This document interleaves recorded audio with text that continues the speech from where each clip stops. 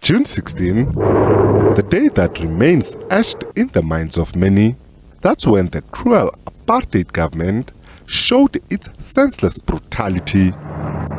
But for the brave and determined class of 1976, nothing would deter them from standing for what they believed was right. Their action 47 years ago on June 16 would lead to their names remaining in the history books in the fight against the apartheid system. The 1976 uprising began in Soweto and spread countrywide. Many students joined the wave of the anti-apartheid struggle, and this changed the socio-political landscape of the country. On their way, the marching learners were met by heavily armed police who fired tear gas and later live ammunition, leading to the death of Hector Peterson and many others. The bone of contention was the introduction of Afrikaans as a medium of instruction at schools. Images of police brutality during a peaceful student demonstration led to an international revulsion against South Africa. Fast forward to 1994, when South Africa gained its democracy. For many, this meant freedom and change for the better. But for Thabo Makaleng, affectionately known as Marvelous for his cooking skills, the fruits of that democracy are hard to identify now. He lost his job 4 years ago, and after struggling to find a new one, he opened his own Chisanyama, moving from one place to the other. He says if there was assistance as promised from government, his business would have flourished. Makaleng says government makes too many promises but fails to assist small businesses at the grassroots level.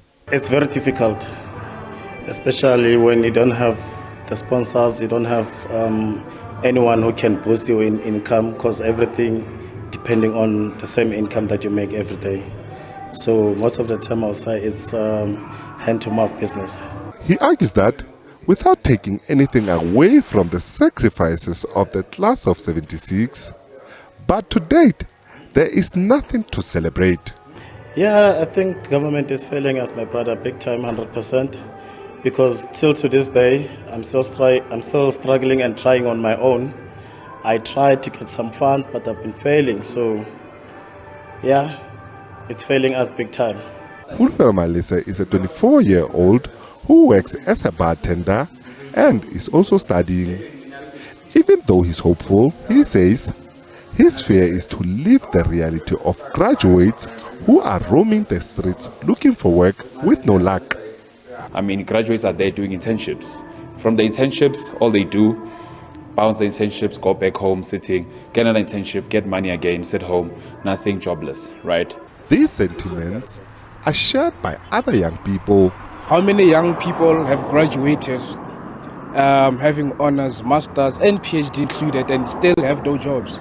I think the government is it's failing the youth actually, because most of the youth is unemployed. They are home. I'd say they are failing and also not failing them.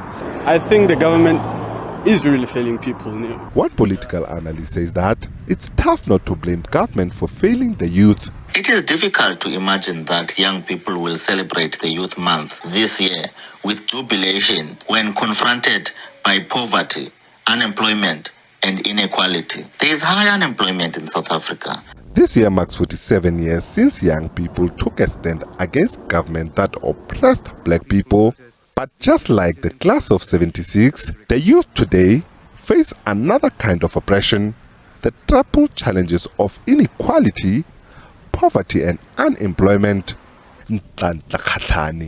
SABC News, Johannesburg.